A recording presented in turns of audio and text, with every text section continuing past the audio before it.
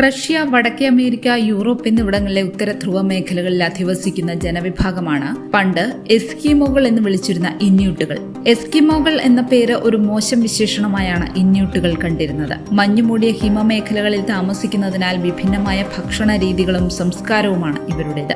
Inuit പാചക രീതികളിലെ പ്രശസ്തമായ ഒന്നാണ് ഇഗുനാക്. വാൽറസുകൾ, കാരിബു, സീലുകൾ തുടങ്ങിയ മൃഗങ്ങളെ കൊന്ന് അവയെ പ്രത്യേക രീതിയിൽ തയ്യാറാക്കിയ ശേഷം മഞ്ഞിൽ മൂടി മാസങ്ങൾക്ക് ശേഷം എടുത്ത് ഭക്ഷിക്കുന്നതാണ് ഇഗുനാക്. എന്നാൽ ഇന്യൂട്ടുകളുടെ ഈ വിഭവം അപ്രായോഗികമായിക്കൊണ്ടിരിക്കുകയാണ്.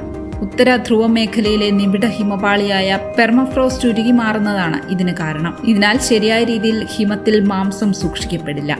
ഇത് ബോട്ടിലിസം പോലുള്ള അനേകം രോഗങ്ങൾക്ക് വഴിവെക്കാം. ഇക്കാരണത്താൽ ഇഗുനാക് അപ്രത്യക്ഷമായിക്കൊണ്ടിരിക്കുകയാണെന്നും ഇന്യൂട്ടുകൾ പറയുന്നുണ്ട്. ഉത്തര ധ്രുവ മേഖലയിലെ കാലങ്ങളോളം പഴക്കമുള്ള മഞ്ഞുപാളികളാണ് പെർമഫ്രോസ്റ്റ്. ഉത്തരമേഖലയിലെ പരിസ്ഥിതിയുടെ ഭാഗമായ ഈ നിബിഡ മഞ്ഞുപാളികൾ ഉരുകുന്നത് ലോകത്തെ പരിസ്ഥിതി ശാസ്ത്രജ്ഞരുടെ പ്രധാന ആശങ്കകളിൽ ഒന്നാണ്. ലോകമെമ്പാടും അന്തരീക്ഷ കാർബൺ സാന്നിധ്യം കൂടുമെന്നതും പെർമഫ്രോസ്റ്റുമായി ബന്ധപ്പെട്ടുള്ള ഒരു പ്രതിസന്ധിയാണ്. ഇത് ആഗോളതാപനത്തിന്റെ തോത് വീണ്ടും കൂട്ടും. എന്നാൽ ഇതിനെല്ലാം അപ്പുറം പെർമഫ്രോസ്റ്റ് ഉരുകിയാൽ ആഗോളതലത്തിൽ മഹാമാരികൾ ഉണ്ടാകാൻ ഇത് വഴിവെക്കും. 2016 ധ്രുവപ്രദേശത്തിന്റെ ഭാഗമായുള്ള സൈബീരിയയിലെ യമാൽ പ്രദേശത്ത് വമ്പിച്ച ആന്ത്രാക്സ് ബാധ പൊട്ടിപ്പുറപ്പെട്ടതിനെ തുടർന്ന് ഒട്ടേറെ പേർ ആശുപത്രിയിലായി. വർഷങ്ങൾക്ക് മുൻപ് മഞ്ഞിലാണ്ടുപോയ ആന്ത്രാക്സ് ബാധിച്ച ഒരു മാനിന്റെ ശരീരമാണ് വില്ലനായത്. മഞ്ഞുരുക്കത്തിൽ മറഞ്ഞിരുന്ന ഈ ശരീരം പുറത്തുവന്നു.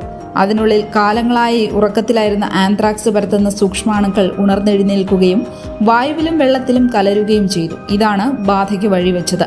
പെർമഫ്രോസ്റ്റിലെ സൂക്ഷ്മാണുക്കളെപ്പറ്റി ലോകം ആഴത്തിൽ ചിന്തിക്കാനിടവരുത്തിയ സംഭവമായിരുന്നു ഇത്. പെർമഫ്രോസ്റ്റിനുള്ളിൽ അകപ്പെടുന്ന ജീവികളുടെ ശരീരം അഴുകി നശിക്കില്ല.